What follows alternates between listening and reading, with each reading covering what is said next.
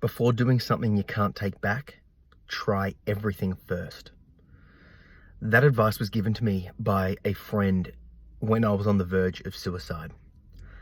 And it it's one of the main things that saved my life. I'm fairly pragmatic, and it just made sense to me. Well, before I do something that I can't take back, I may as well try everything first, because if I'm going to kill myself, what does it matter? What does it matter if I quit the job? What does it matter if I sell the house or break up with the person or, swallow my ego and try medication or to see a therapist or any other number of things, right? If I'm going to die, it doesn't matter because I'll be gone anyway. It struck to my core that it just seemed foolish to end it all without giving everything a legitimate go. Now, that was the spark that sort of kept me alive. Once I had that, I was on a mission to sort of try everything. So over time, I tried different therapists and, I eventually found one that worked.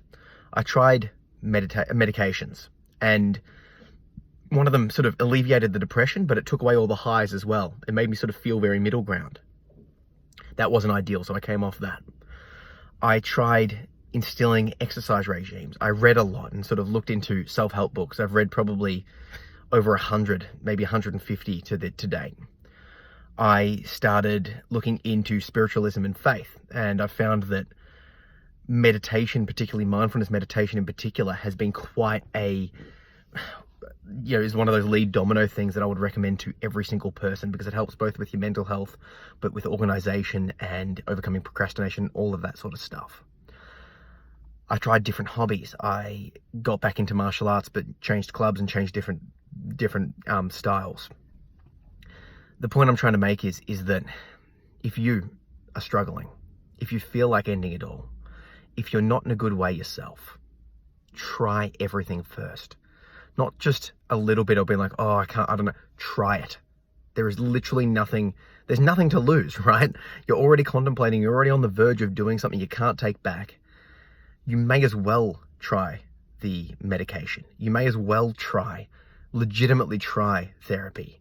You may as well, travel, right? Quit the job, do something, change your situation. I've heard of people that are stuck in terrible jobs or terrible relationships, and rather than leave, they've attempted suicide. I mean, it's a final solution, right? Prior to doing that, you should do everything you can to see if there's something you can do in your life, right? Because, your life circumstances might be legitimately shit. I get that, right? Trust me, if you followed me, you know that my past hasn't been the best. But there's things you can try. And if it is your mental state, if it is your mind, if it's neurochemical, try medications. Try a bunch of different ones. And if you've tried one and it doesn't work, don't disregard it. Get a different doctor. Get a second opinion. Keep pushing until you can honestly say that you've tried everything. I don't know. For me, that pragmatic approach really, really helped. The other bit of advice was, be aware that your suffering may end, but you're passing it on to other people. I've had 2 family members commit suicide, and it just spreads and it causes pain and it leaves question marks and people left with unknowns and all of that sort of stuff. And, extend that to friends and the wider community and social groups and all of that sort of stuff. It's not just one person that's holding that pain, it's now everyone. And obviously that sounds, selfish to say that you need to hold on to the pain and, you need to be hold that whilst other people don't. Obviously that's, not something that you should have to deal with, and it's terrible and it sucks. But that brings me back to the first point. If you are struggling that badly, try stuff. Yeah. Reach out, connect, there's groups on Facebook and Reddit. If you're not happy with people in person, there's anonymous text-based support groups online, just a Google away. There's, most places, particularly in Australia and I'm sure around the world, there will be government-supported, therapist paid sessions that you can go to. There's options and stuff out there. There will be people in your life that you can say, hey, I'm struggling, please help. And they could help with the emotional connection. They could help with just like a hug. They could help practically, here's some money.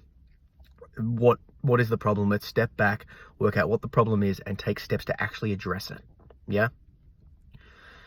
Because, it is so ridiculously final.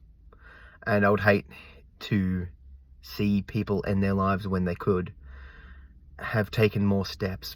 The final thing I want to leave you with is there was a story of people jumping off, I think it was the Westgate or some bridge, and they interviewed survivors that jumped and survived. And they said, what was going through your head when you were falling? And to a person, they all said, every problem that I thought I had in my life could have been solved except for the fact that I'm falling. As in, their thought as they were on the way down was a realization that they could fix the reasoning for jumping in the first place. But now they were doomed. That to me brings me back to the first one again. Try everything before you commit suicide, before you attempt something you can't take back. Please.